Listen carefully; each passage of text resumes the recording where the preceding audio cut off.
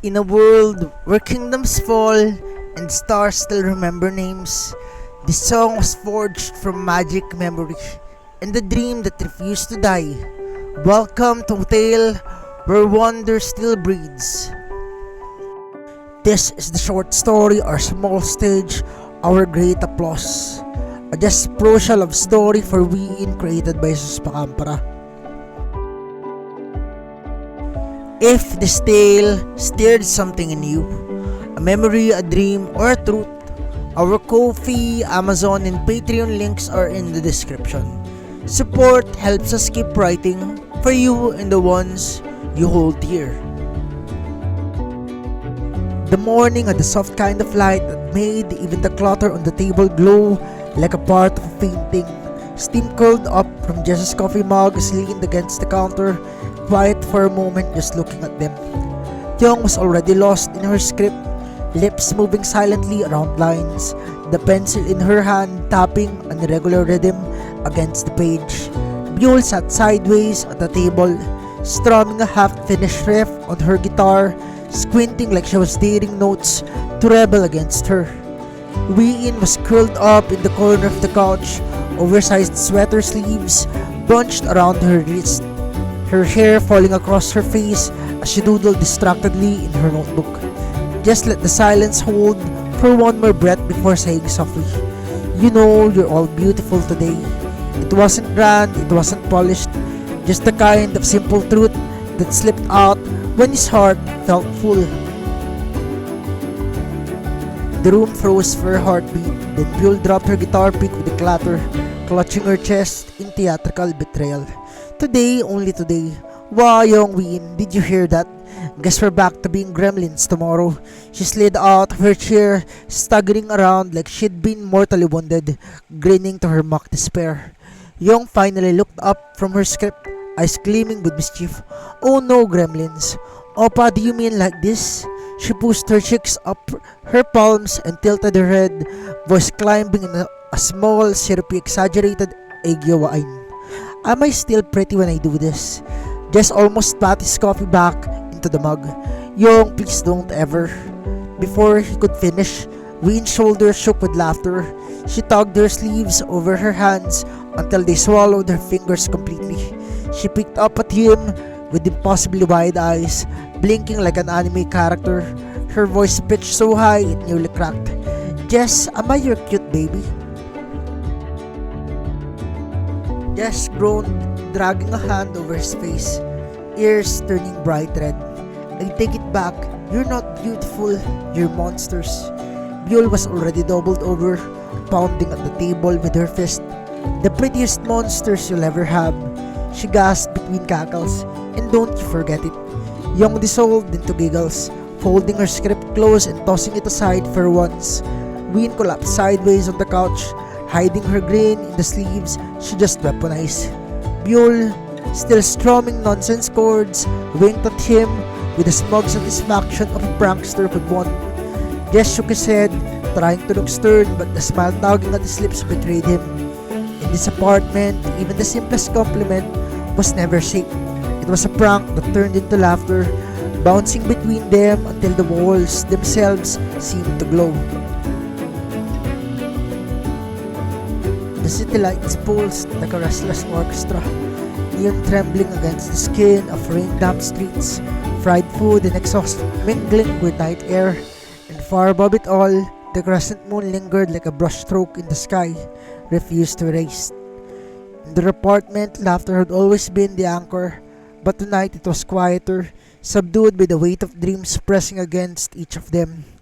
Young leaned against the kitchen counter, her script a constant companion, lines underlined, words worn smooth by repetition. Her tea had gone cold hours ago, yet her lips still moved around dialogue, testing every syllable like it was haunted.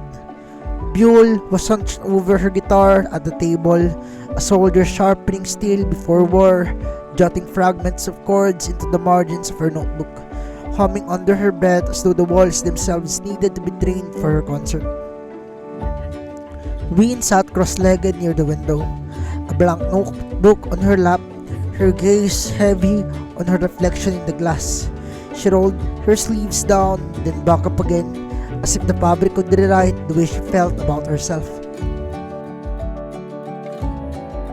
Jess entered quietly, carrying the scent of night air with him. He lingered in the doorway, his presence soft but steady, his eyes resting on each of them with a tenderness that felt like a blessing. "You look pretty today," he said, almost like a confession, his gaze catching winds before darting away. The words landed gently, fragile as snowfall.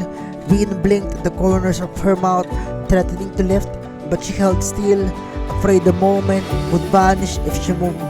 Later, when the apartment fell into sleep and Bill's guitar strings had gone silent, Bean laid out her clothes for the next day. The same outfit she had worn, she smoothed the fabric as though she were smoothing the compliment itself, folding it into her like a secret letter. The following morning, the apartment filled with the earthly warmth of coffee and the hiss of eggs frying. Jess, spatula in hand, plated food with quiet diligence, his hair tousled from sleep. Bill drummed rhythms against her mug, humming fragments of an old love song bent into new shapes. Young sat at the table, script in one hand, fork in the other, reciting lines between hurried bites. "If you choke on the dialogue Bill taste, I'm not giving you CPR because that's too method." Young shot her distracted glare, a faint smile tugging at her lips before she dove back into the page.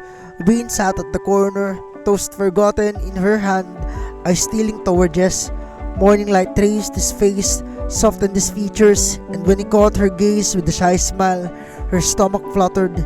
She looked away, tearing the bread into pieces, as if it were suddenly precious. Rehearsals turned the apartment into chaos. Amplifiers buzzed like restless bees. Cables looped across the floor. Buell strummed, then stopped, frustration spilling from her every gesture. "It's flat. The crowd's going to eat me alive." Jess leaned against the speaker, arms folded, calm as stone. "If they eat you alive, at least they'll be satisfied." She groaned, exasperated, though her lips betrayed her with the shadow of a smile, and this humor, gentle and understated, broke the storm in her chest, and she picked up the guitar again. This time the melody carried air instead of panic.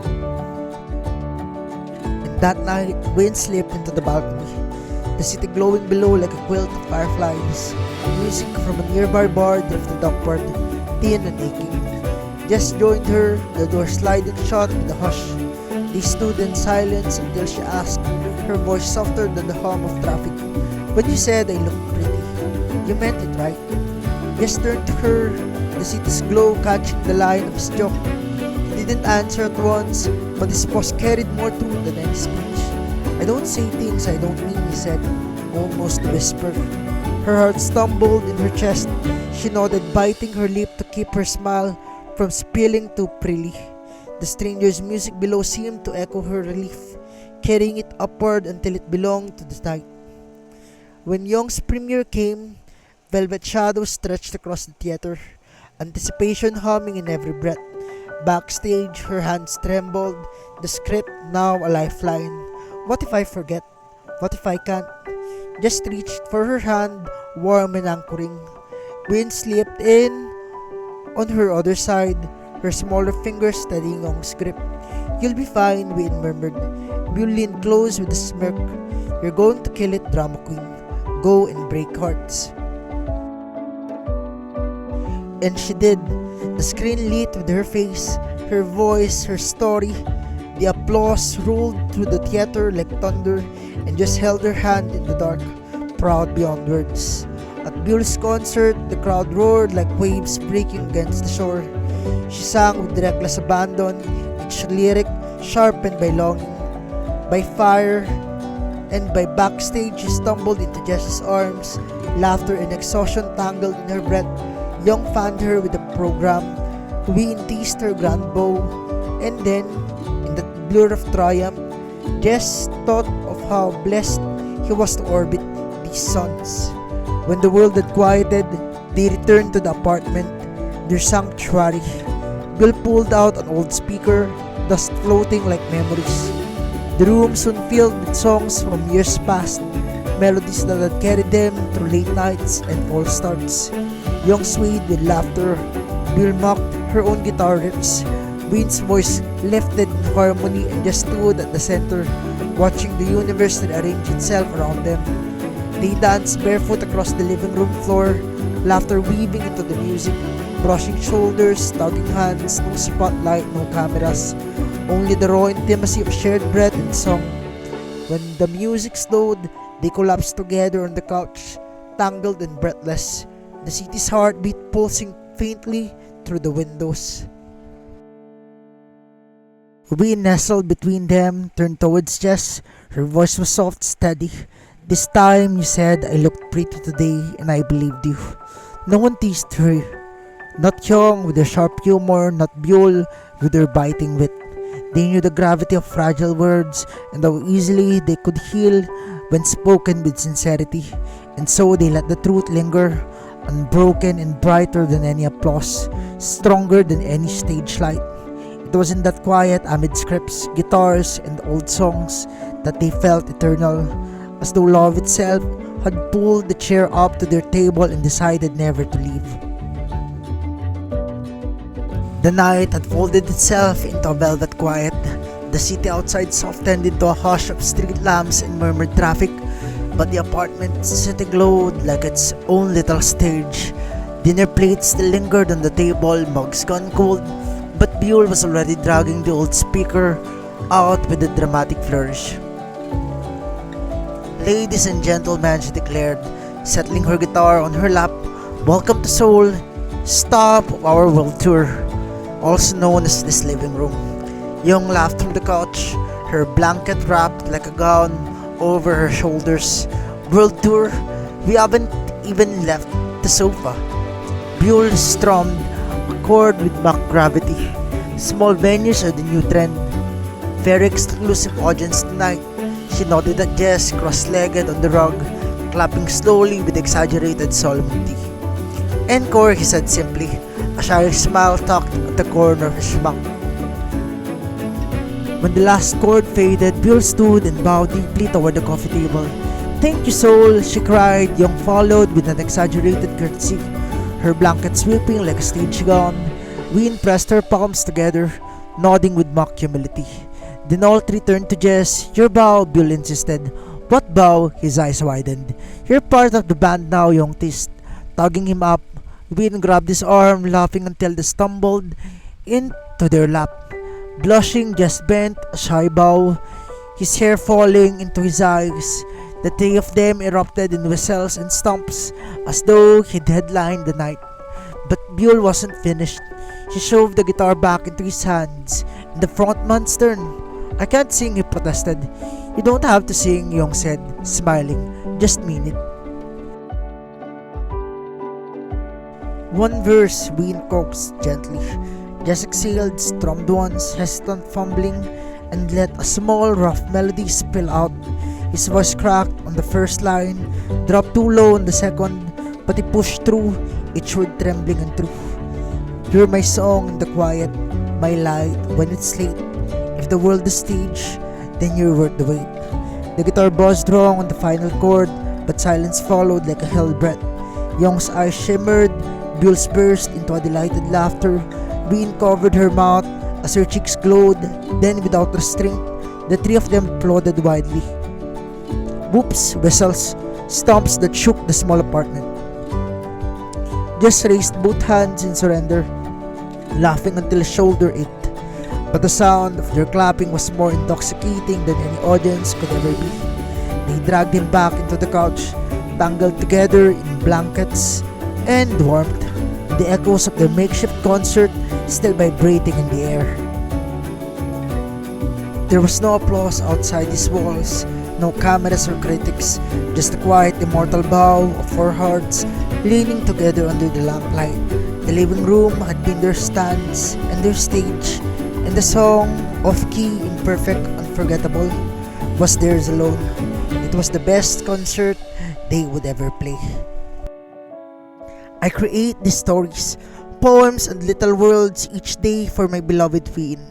If they bring you comfort or a smile too, please give it a like, share it with someone who needs it, and subscribe to join us on this little journey.